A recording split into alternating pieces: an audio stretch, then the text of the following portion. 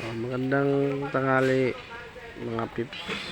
Tingnan si kuya ngayon kasi nag-harvest siya ng yung inipon nilang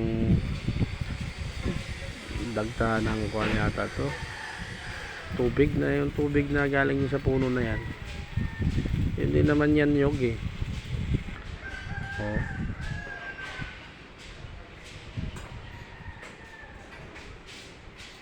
Tapos tanungin ko yan anong gagawin nila dyan. Kasi tawag ito, baka pwede gawing kuwan yan, alak. Bibili kami.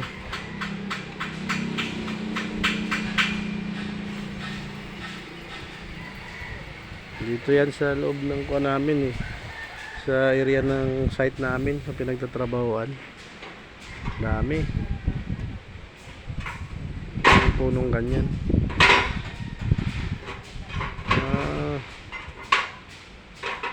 Yun, puno daw ng kanyan, puno ng kaong. Wala nakakita ng ganyang tawag ito, puno. Hindi pala yun, nagawa nilang asukal tapos suka yung kanya, yung tubig na nakukuha nila dyan, katas.